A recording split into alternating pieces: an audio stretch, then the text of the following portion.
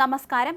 ഗർഭഛിദ്രത്തിനിടെ മരിച്ച യുവതിയുടെ മൃതദേഹം പുഴയിൽ തള്ളിയ സംഭവത്തിൽ കാമുകൻ പിടിയിലായിരിക്കുന്നു. യുവതിയുടെ കാമുകനായ ഗജേന്ദ്രയാണ് പോലീസ് പിടികൂടിയത്. ഗജേന്ദ്രയുടെ കൂട്ടുകാരനും പിടിയിലായിട്ടുണ്ട്. യുവതിയുടെ മൃതദേഹം പുഴയിൽ ഉപേക്ഷിച്ചതിന് പിന്നാലെ യുവതിയുടെ 2 മക്കളെയും പ്രതികൾ പുഴയിൽ തള്ളിയിട്ടിരുന്നു. ദിവസങ്ങളേറെ കഴിഞ്ഞിട്ടും യുവതിയുടെ മൃതദേഹമോ കുട്ടികളെയോ കണ്ടെത്താനായിട്ടില്ല. ജൂലൈ 9-ാം തീയതിയാണ് സംഭവം നടന്നത്. ഭർത്താവിൽ നിന്ന് വേർപിരിഞ്ഞ് താമസിച്ച 25-കാരിയായ യുവതിയും ഗജേന്ദ്രയും അടുപ്പത്തിലായിരുന്നു. ഇതിനിടെ ഗജേന്ദ്രയിൽ നിന്ന് യുവതി ഗർഭം ധരിച്ചു.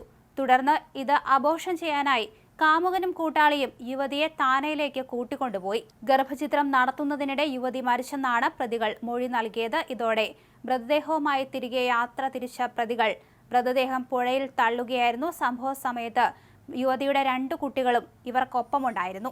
അമ്മയുടെ മൃതദേഹം ഉപേക്ഷിക്കുന്നതിന് ദൃക്സാക്ഷികളായ കുട്ടികൾ സംഭവത്തിന് പിന്നാലെ നിർത്താതെ കരഞ്ഞു. ഉടൻ തന്നെ ഇരുവരെയും പുഴയിലേക്ക് തള്ളിയിട്ട് പ്രതികൾ കടന്നുകളഞ്ഞു. ഒടുവിൽ യുവതിയുടെ മാതാവ് നൽകിയ പരാതിയെ തുടർന്നാണ് ഇത്തരത്തിൽ ഈ ഒരു ക്രൂരതയുടെ ചുരുളഴിഞ്ഞത്.